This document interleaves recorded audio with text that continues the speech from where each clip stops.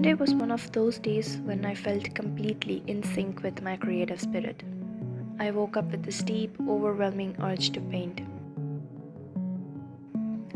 My art journey began with oil pastels, then gradually transitioned into watercolors, and ultimately found its rhythm in acrylics. Being a self taught artist, I leaned more towards what felt intuitive. Acrylics gave me that comfort of quick drying, the freedom to layer, and the ability to fix things easily. Oil painting, on the other hand, always felt a little intimidating. It seemed like a whole new world, demanded patience, and came with its own set of rules. There's oil, turpentine, the weighting, the texture. At first, it was a lot to take in.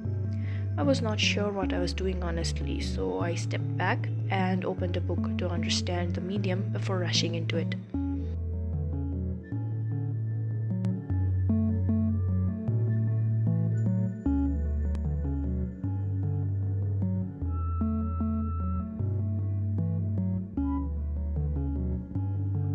I did not record the beginning of this painting. No sketching clips, no blank canvas. By the time I hit record, I was already in the middle of something real. And maybe that's okay because this isn't a tutorial, it's a trial and experiment. I figured out a few things along the way. Handling the paint consistency. When I was working on this piece, I learned not to lay paint too thick too soon. It's easier to begin with slightly diluted paint. Those early layers are forgiving. Mistakes can be fixed without the trouble of scraping off heavy, lumpy strokes. Since oil paints are opaque, I found it helpful to start with darker tones first, gradually building up to the lighter tones. I was getting frustrated trying to push through the messy stage. The messy stages of the painting are when the real work happens. You must keep going, even if you feel like you have forgotten how to paint. That's when I tried a new approach I'd recently discovered: color blocking using a pixelated reference. I opened my painting's reference image in a photo editing app and applied a mosaic filter, and suddenly the highlights, the shadows, the midtones became so much clearer. With the colors now easier to read, I could mix exactly what I needed and block them directly on the canvas. Instead of detailing right away, I blocked the subject first. I focused on building one layer at a time, like sculpting light and shadow with paint. This part is crucial. You're not painting the face yet, you are painting the volume. Build the mask first using basic shapes. The details can wait.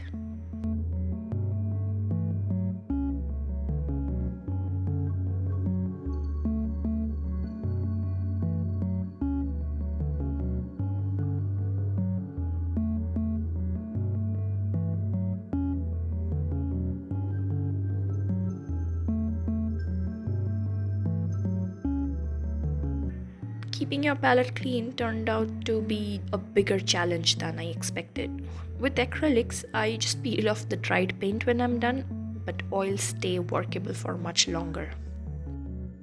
That is a gift and a trap. It gives you time, but it also makes it easier to end up with muddy colors if you're not careful. I've seen artists who keep their palettes so clean, it's almost like a separate artwork, and I have a newfound respect for that discipline.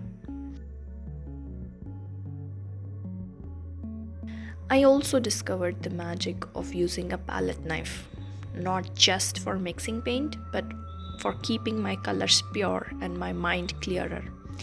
It helps me stop overloading my brush and test the colors before committing them to the canvas.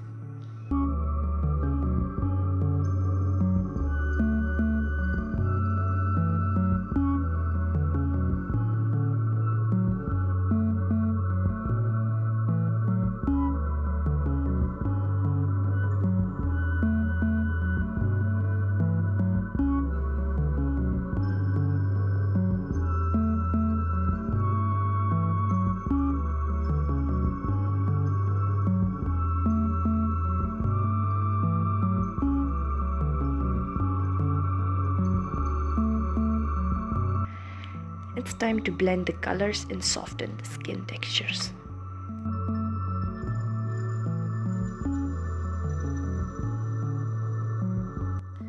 I'm using a rake brush to blend the skin tones here.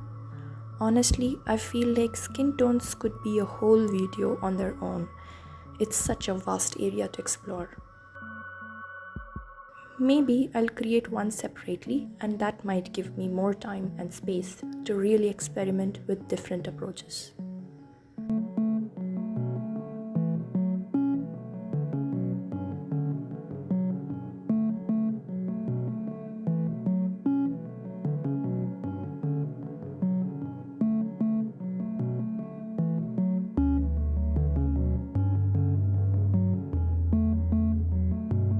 I learned the importance of massing the main figures before getting lost in the details.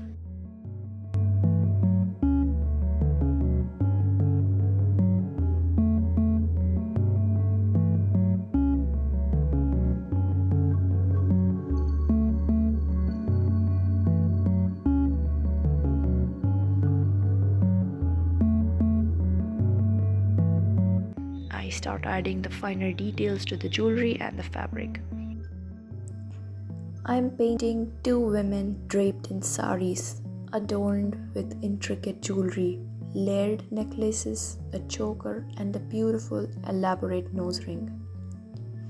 As an artist, I've always been drawn to painting women adorned with jewelry. Maybe it's because I'm an accessory person myself. I love the way jewelry adds character.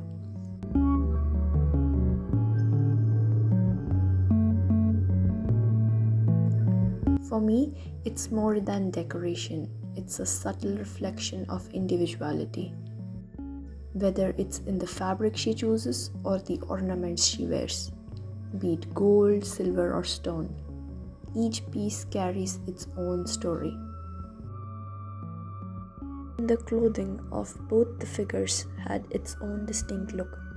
I tried to capture the difference in the textiles through the brushwork and shading.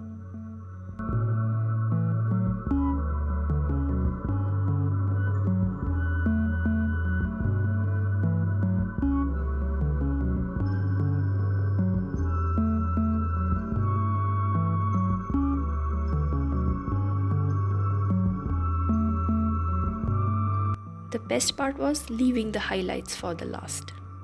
There's something deeply satisfying about saving those bright touches until the end. Watching them bring the whole painting to life like a little burst of magic.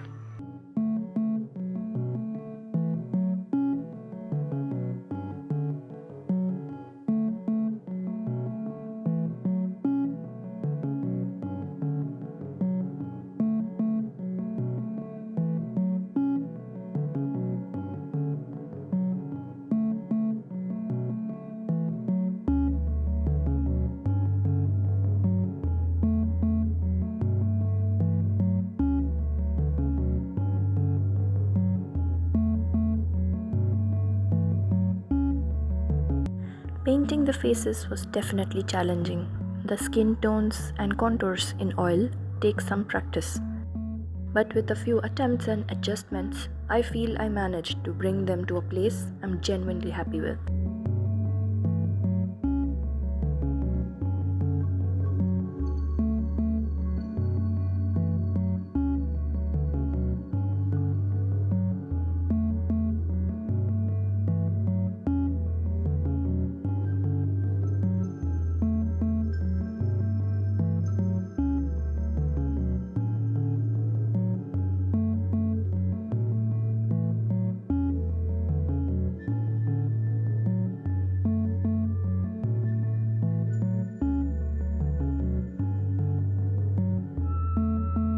This painting was about more than technique. It helped me trust something I didn't fully understand. It wasn't easy and certainly wasn't perfect, but it was an honest attempt.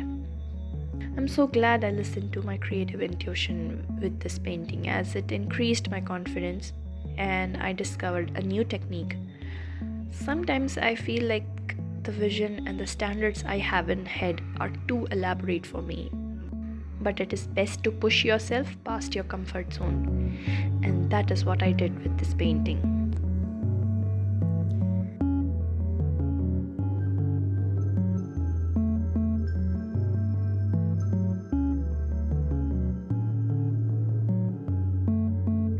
I hope you enjoyed watching this video. Thank you for the love and kindness you've already shown me here. It truly means a lot. If you like this, leave a comment, share your thoughts, and subscribe for more. Follow your creative mind, and I'll see you in the next video.